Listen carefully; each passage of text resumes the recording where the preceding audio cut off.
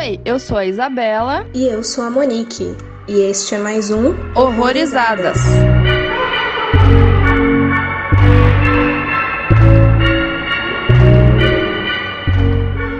Oi, gente. Então, nas próximas semanas, o Horrorizadas vai estar dedicado totalmente ao cinema de terror nacional. Passarão por aqui filmes e diretores que talvez você não conheça. E ele vai ser um formato um pouco diferente.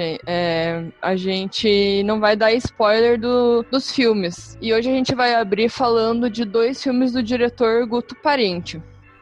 O Guto Parente é um diretor brasileiro, nascido no dia 1º de agosto de 83, em Fortaleza, no Ceará. Ele já tem 6 longas no currículo e 2 curtas. Mas hoje, especificamente, a gente vai falar sobre A Misteriosa Morte de Pérola, de 2014, que ele assinou junto com a Tiziana Augusto Lima, e o Clube dos Canibais, de 2018. E fala pra gente como que você descobriu o Clube dos Canibais, então, Isa. Eu não lembro direito, pra ser bem sincera. Eu acho que foi numa dessas pesquisas aí de filme nacional brasileiro que eu fiz na época, assim, porque eu assisti bem na época que ele saiu. E então foi meio que pesquisando mesmo. Aí eu gostei muito. Depois eu até falei sobre ele na minha página lá de filmes. E foi assim, né? A Misteriosa Morte de Pérola eu conheci por você mesmo, você que comentou. Então, você tinha me falado do Clube dos Canibais, aí eu gostei, assisti, gostei bastante, e eu fui atrás da filmografia dele, né? Aí A Misteriosa Morte de Pérola foi o que meio que me chamou a atenção, assim, logo de início, assim, pelo pôster. Aí a gente foi atrás e foi isso. Exatamente. E eu acho que os episódios desses especiais aí vão ficar um pouquinho mais curto, né? Já que a gente não vai aprofundar tanto. Até porque algum desses filmes que a gente vai falar aqui nem tiveram, assim, de fácil acesso, né? Então, para incentivar vocês a consumirem mais, a irem atrás, a gente também sempre vai falar em quais plataformas a gente assistiu, alugou e tudo mais. Mas é isso. Consumam cinema brasileiro e podem ficar tranquilos que nesses 4 episódios aí não terão spoilers. E as nossas dicas vão ser bem boas, então pode ir. Não precisa ficar com medo de assistir um filme que, sei lá, às vezes não é tão bom assim, porque infelizmente, né, o cinema nacional tem esse problema de preconceito, né? As pessoas ficam meio assim de assistir. Então a gente vai tentar influenciar vocês a assistir. E às vezes de ter preconceito com o cinema nacional, sendo que aceita umas bombas, tipo, americana pior do que qualquer coisa que tem aqui, né? Mas tudo bem, vamos. Sim. Então, galera, vamos começar falando um pouco da Misteriosa Morte de Pérola, então. Ele se divide em 2 partes, Fantasma da Solidão e As Dobras da Morte. Meio que 2 capítulos, digamos assim, né? E a história basicamente é assim, a Pérola é uma mulher que ela se muda pra uma pequena cidade na França pra estudar em uma escola de arte. Aí ela vive sozinha num antigo apartamento, que ele é bem sombrio, assim, tem um aspecto bem sombrio. Só que ela tá sozinha lá, ela não tá, o namorado não se sabe se é ex ou se é atual, né? Não fica muito claro. Aí ela, ao longo do tempo, ela vai sendo tomada pelo medo e pela nostalgia. Daí ela começa a confundir o que é realidade e o que é fantasia naquele lugar que ela tá. E assim ela acaba morrendo de condições misteriosas. Isso não é um spoiler, porque é o nome do filme, né? Enfim. Então, não. Pode entrar aí na lista de filmes que dão spoiler no título. Exatamente. A questão é saber o que aconteceu com ela. Essa é a pira do filme. E aí, assim, esse filme a gente fala que é BR, porque, no caso, a Pérola é interpretada pela Tiziana, e que assina o filme, que roteirizou, dirigiu, editou, fotografou, tudo mais, junto com o Guto, né? Os 2 são brasileiros, mas, na real, eles realmente estavam na França, e o filme, inclusive, foi filmado no apartamento deles. Foi gravado numa cidade que eu não vou falar o nome, porque eu não sei falar francês. E uma das coisas que eles sentiram bastante foi num contraste, porque antes eles moravam em Fortaleza, né? E quando eles foram para esse interior francês, eles notaram, assim, uma ausência, um contraste absurdo do som ambiente. E isso meio que foi gerando quase que uma sementinha, assim, de ideia. ideia, sabe? Uhum. E isso também entra em aspectos técnicos, uma vez que a maioria dos sons que a gente ouve no filme não são de som ambiente, nem de diálogo, nem nada. Tipo, é bem mudo. Na verdade, não tem diálogo nenhum, né? Só tem algumas frases meio soltas, assim, mas a trama te prende por qualquer forma, porque você fica curioso ali pro que vai acontecer. Acho que a parte de diálogo é mais quando ela tá na sala de aula, né, escutando o que o professor tá falando. Eu não lembro de nada mais que isso. E essa ausência de som, ela é interessante porque eu acho legal quando você usa o som da maneira certa pra criar o clima e tudo mais. Só que nesse filme, eu gostei que eles não utilizaram esses recursos de som pra assustar a gente, né? Tem umas cenas ali que tem uma certa tensão e que aparecem coisas assim que poderiam causar um jump scare, um negócio falso, assim, aquele negócio momentâneo que você leva aquele sustinho e pronto, e esquece depois, sabe? Então, ficou um negócio muito mais sinistro, porque você meio que entra junto no apartamento com ela, assim, e vê que, assim, que ela meio que sente o que ela tá sentindo ali, né, nesse isolamento, nessa solidão, assim. Uhum. E durante essa primeira parte do filme, né, no caso, Os Fantasmas da Solidão, eu me peguei pensando, assim, supondo que eu passasse o dia inteiro, assim, sozinha, numa cidade teoricamente desconhecida, assim, o que eu ia ficar fazendo a porra do dia inteiro, sabe? Tudo bem que às vezes você vai encontrar umas pessoas, mas você deve ficar, assim, bem noiada, eu acho, um pouco, em determinado ponto. Eu acho que assim, se fosse eu ia querer turistar a cidade inteira. Porra, eu tô na porra da Europa, tá ligado? Bora viajar, bora, sei lá, ir pra uma outra cidade ou fazer outras coisas, né? Mas assim, talvez uma das características da Pérola era de ser uma pessoa reclusa, antissocial, ou até poderia ter algum tipo de depressão, sei lá, e não ter vontade de fazer nada, né? Não se aprofunda muito nisso, mas ela é meio tomada pela rotina, né? Ela todo dia faz sempre as mesmas coisas e você fica ali pensando, né? Que chato, né? Porra, o que mais que dá pra fazer? Dá pra fazer tanta coisa, mas ela meio que é consumida ali por essa rotina, e daí que começa a acontecer todas essas coisas com ela, essas paranoias, né? Porque o filme, ele é claramente sobre solidão e obsessão, né? Sim, sim. E parece bem dividido ainda. No caso, a primeira parte tratando bem sobre solidão e a segunda mais sobre obsessão. E assim, uma coisa que eu notei, que eu fiquei com a sensação, assim, o tempo todo, que ele traz muita referência ao diálogo. Quer explicar, assim, pra caso alguém não saiba o que é? Então, o Giallo é aqueles livrinhos amarelos, né, de contos de mistério, não eram? Que daí se transformou em filmes policiais, não é? Isso, bem por aí. E aí acabou surgindo, assim, a gente pode até chamar de um movimento, tanto literário quanto cinematográfico, em que normalmente um detetive ou uma mulher, eles acabam protagonizando uma história em que eles estão investigando, normalmente, majoritariamente, o assassinato misterioso de alguma mulher, entendeu? Uhum. E aí o Diallo, no caso, é amarelo, eu acho, que vem das referências justamente das revistinhas Pulp, que você eu acho que começou a comentar. E eu não conheço tantos filmes desse gênero, desse subgênero, movimento, não sei, mas teve um que eu assisti chamado A Estranha Cor das Lágrimas do Seu Corpo. Ele não é tão antigo, talvez seja por volta da misteriosa morte de Pérola também. E aí eu fui lembrando bastante, assim. Mas faz tempo que eu assisti, assim, não tô falando que tenha sido uma influência direta nem nada, mas caso você assista a misteriosa morte de Pérola e tenha gostado dessa vibe, fica aí uma outra recomendação. Isso mesmo. E eu assim, não é diálogo o que eu vou falar, mas eu já assisti aquele filme do Polanski, Repulsa ao Sexo, que faz parte da trilogia dos apartamentos. E eu achei bem assim, eu achei semelhante, né, pela questão do isolamento, das paranoias da Pérola e das alucinações que ela tem, que a personagem do filme, que eu não vou lembrar o nome dela, a personagem principal do filme do Repulso ao Sexo, ela é totalmente isolada também, mas nesse filme é totalmente diferente, né, ela tem uma interação, mas eu achei, assim, isso meio semelhante, né, de ser abordado o isolamento, a obsessão, as alucinações, claro que vai para um caminho bem diferente, mas eu achei que essa comparação até que é interessante, assim, pro filme. Eu não assisti ainda. Esses três filmes, o Repulsa ao Sexo, o Bebê de Rosemary e O Inquilino. São filmes que retratam essa questão da obsessão e solidão dos protagonistas. E só pra finalizar, então, caso vocês tenham gostado da sinopse desse filme, fiquem sabendo que ele tá disponível para alugar no site da Embaúba Filmes. Vai acabar te redirecionando pro Vimeo, mas lá a gente vai deixar o link aí no post. E foi por $2, que na conversão, você lembra quanto que acabou ficando, Isa, não? Não deu nem R$10, deu quase R$10, né? Porque o dólar tava 4,90 e poucos, então, tipo, 10ão. Depende da cotação aí. E fica disponível por 72 horas o filme pra você assistir. Então dá pra assistir, reassistir e assistir mais uma vez.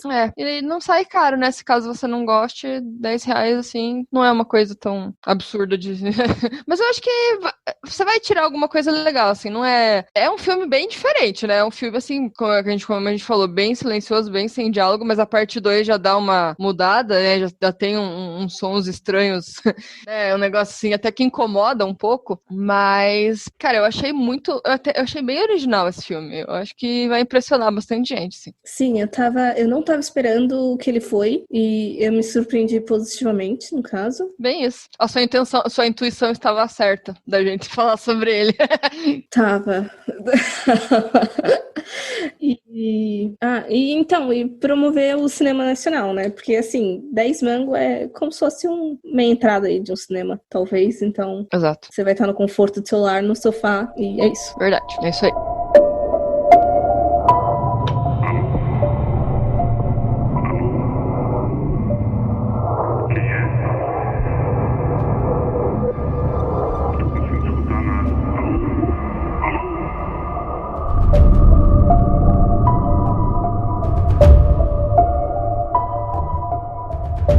E o próximo filme, então, como a gente falou no início, O Clube dos Canibais. Ele já é um filme de 2018, que foi super elogiado em festivais internacionais. Dentre os principais que a gente pode citar tem o Rotterdam, na Holanda, e o Bafik, na Argentina. E é um longa-metragem, apesar de parecer meio curto, visto que ele só tem 80 minutos. Bom, o Otávio e a Ajuda, eles são um casal da elite brasileira que gostam de comer carne humana. Tipo, bem, bem básico, assim.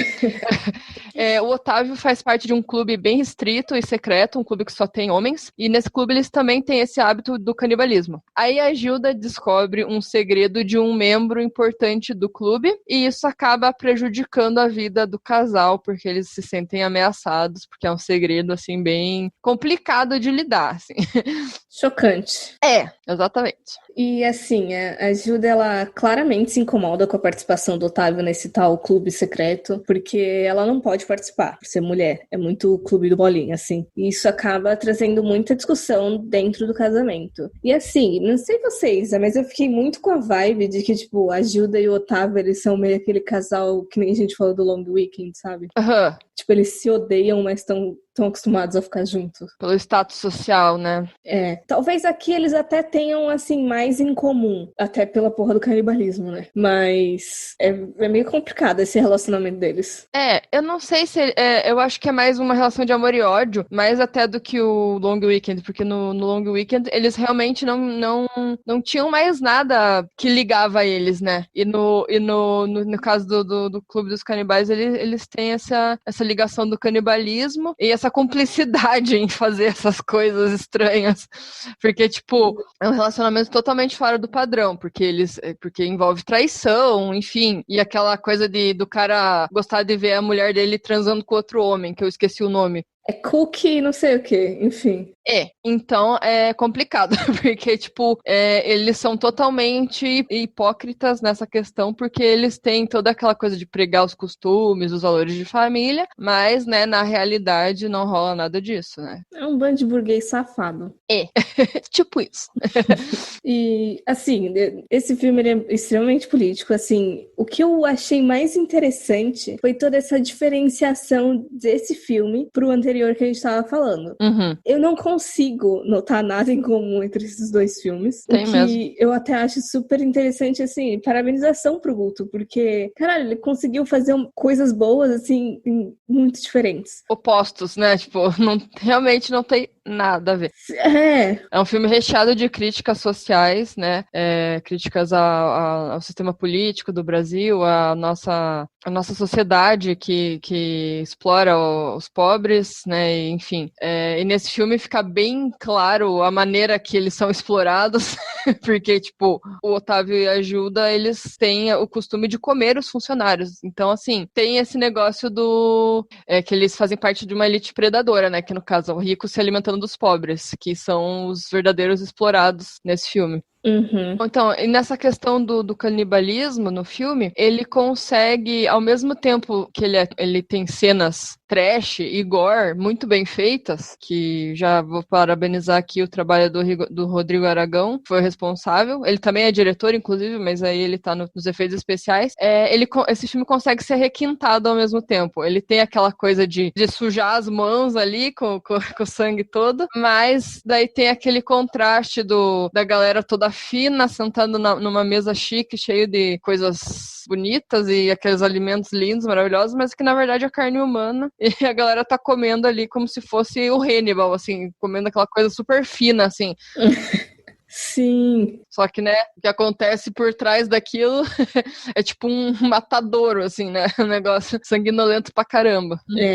Desde o início já é bem tenso, né? Uhum. E assim, além de político e de críticas sociais, eu acho que esse filme também fala muito sobre racismo, que eu acho que você apontou aqui até que eles escolhem o próximo funcionário deles como se fosse um cardápio, parece meio Tinder ali, né? Eles vão passando a foto, e assim, o que eu notei é que eles têm uma preferência por pessoas negras, porque o anterior tinha sido, o que eles escolheram também foi, aquelas cenas no clube também era um casal negro, né? É muito de subjugar mesmo, quase naquela parte de sociedade escravocrata, sabe? Que por mais que eles subjugassem os negros e tudo mais, eles ainda, sei lá, abusavam sexualmente de diversas outras formas. Sim, sexualizavam eles, né? Usavam como objeto. Isso. Ela atraía, né?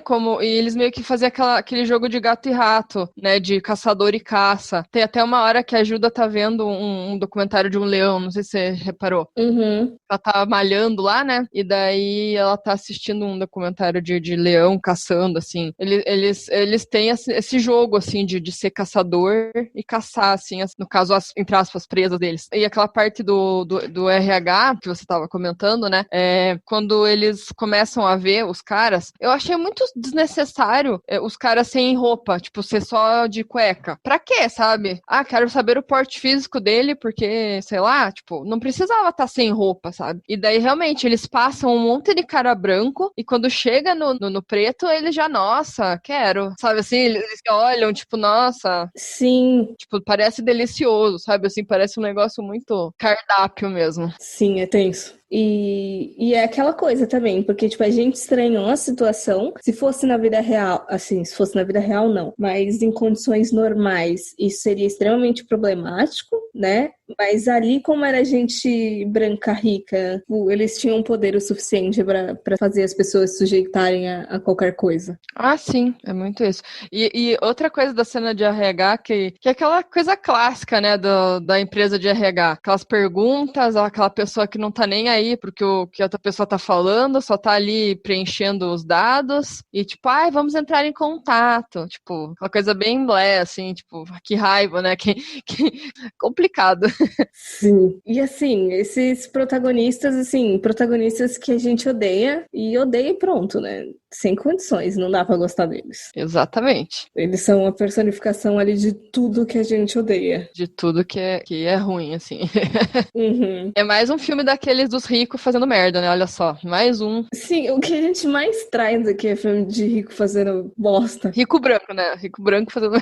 Complicado. Complicado. E esse filme, no caso, ele tá disponível no Telecine Play. Assim, a boa notícia é que, caso você não tenha assinado ainda, parece que rola aí uns 30 dias grátis. Então, tipo, dá pra você pegar, fazer seu cadastro lá. A gente não tá ganhando, tá? Pra falar dessas plataformas. Não temos patrocinadores. Não, mas se quiser, tamo aí, né? Mas aí você pode ir assistir esse e outros filmes. Tem outro filme lá também, que eu acho que é um que a gente vai falar no próximo episódio, mas eu não vou falar agora agora qual é pra não revelar surpresa.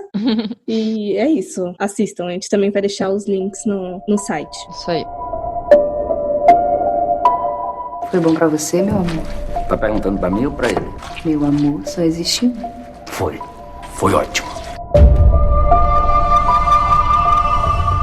Considerações finais, então? Vamos. O que você achou de Guto Parente, Isa? Olha, eu gostei muito. Como eu não conhecia a Misteriosa Morte de Pérola, só conhecia o trabalho dele em Clube dos Canibais, eu percebi que ele é um cara muito versátil, né? Ele consegue explorar muito bem coisas totalmente distintas e fazer um negócio bom, assim, né? Uns filmes com toques bem originais. Sim, o Clube dos Canibais, eu acho que não vai tanto pro original nessa parte, né? Essa temática, mas ele mistura, né, as críticas sociais com o canibalismo, então fica um negócio ali muito bacana. Eu gostei muito dos dois filmes, acho que vale muito a pena. Uhum. Eu acho que versatilidade é uma palavra que define bem, e eu quero muito acompanhar os outros trabalhos dele. Eu já tava atrás, eu acho, de Inferninho. Sim, esse aí deve ser da hora. E tem outro também que eu acho que é o nome de um cara, mas eu não vou lembrar agora, que eu também já vou atrás, que eu me interessei. E cara, eu gostei muito. Eu nem fazia ideia do Clube dos Canibais, eu nem sabia da existência desse filme até você ter falado. Uhum. E estou muito feliz pela recomendação e por saber que esse cara é BR, porque é sensacional. Sim. O único defeito desse filme é que ele é curto e ele acaba rápido, né? Porque ele é muito direto. Eu achei ele um filme bem diretão ao ponto, assim. Tudo ali vai acontecendo ali de uma maneira rápida, mas não é aquela coisa mal explorada, né? Eu achei bem... Não foi um rápido no sentido ruim, sabe? Mas eu acho que é aquele filme que te deixa com um gostinho de quero mais, assim. Podia ser um pouquinho maior, assim, né? Sim. Só pra não ter acabado tão rápido. Exato. Exatamente. Sim, é muito bom. E uma coisa que eu acho que eu não falei lá no início: assistam A Misteriosa Morte de Pérola até o final, porque tem umas ceninhas extras ali no final. E outra coisa também é que você viu que tem uma relação das obras que aparecem, né? Eu vi. E daí é interessante talvez pesquisar essas obras depois pra, quem sabe, simbolismos aí. E A Misteriosa Morte de Pérola, eu achei que foi um filme muito bem aproveitado pra tão pouco recurso, né? Tipo, um apartamento. E é isso. E acabou. O que fazer num apartamento, entendeu? Tá, que era um apartamento bem diferente, assim, né? Bem... Dava pra tirar algumas coisas dele, assim. Eu gostei bastante do apartamento, achei bem da hora, assim. Eu achei que ele foi muito bem explorado pelo pouco que eles tinham, assim, pelo recurso. Até porque os dois fizeram tudo, né? Como você comentou. Eles têm uma cena que é externa ali, que é na sala de aula, mas deve ser o Guto deve ter usado a própria aula de mestrado dele, né? Que acho que ele tava fazendo. Sim. Mestrado na França nessa época, né? Ele deve ter usado ali de boas, assim, me empresta aí um pouco aí do tempo. Sei lá. Fica falando aí, deixa eu só filmar um negócio. Bem rapidinho, bem rapidinho. E eu ia falar alguma coisa, esqueci. Parabéns pela originalidade. Sim, parabéns, assim, pelo ótimo aproveitamento de recurso e sensacional. Vamos acompanhá-lo. Sim. Eu admiro muito o diretor que consegue trabalhar com pouco orçamento e fazer coisa boa, porque isso significa que ele é uma pessoa criativa, não vai no óbvio. Mas eu só fico triste, assim, se for desses diretores que a gente vê que tem potencial, mas aí nunca consegue financiamento pra alguma coisa maior, sabe? Não que as obras dele agora não sejam boas, tipo, são sensacionais, mas eu fico imaginando esse cara, tipo, com uma baita produção, sabe? Como será que ele se sairia, né? O Clube dos Canibais já tem ali, né, um pouquinho mais de recurso, né? Porque você vê, é um contraste muito grande. Vocês vão ver os dois filmes, vocês vão notar o que a gente tá falando. Até pelas limitações primeiro, né? Tipo, acho que qualquer coisa que fosse além de um apartamento só já ia destoar, assim. Exatamente. Mas a gente consegue notar mesmo bastante elevação, assim, nesse aspecto. Uhum. Mas então acho que é isso. Vão atrás dos filmes, assistam aos 2 e aos 6, aos 8, se for contar os curtas, né? Consumam mais cinema brasileiro, que esse é o nosso objetivo agora com esses 4 episódios especiais aí. aí. E até o próximo episódio, então. É isso, galera. Fiquem ligados que os próximos 3 episódios, além desse, vão estar bem legais, bem especiais. Não vai dar pra falar de todos os filmes que a gente queria, mas a gente vai postar em paralelo sobre outros filmes que a gente não vai falar no podcast. Também, então, fiquem ligados lá no blog, que vai sair coisas legais também. Sim, o blog é horrorizadas.com/blog. Agora ele faz parte lá, né, do site. E vocês também podem saber das novidades e tudo mais nas nossas redes sociais, no Instagram e Facebook Horrorizadas Podcast e no Twitter Horrorizadas PC. Sigam a gente, comentem o que vocês estão achando e tudo mais, e é isso. Até o próximo episódio. Até o próximo, galera. Valeu!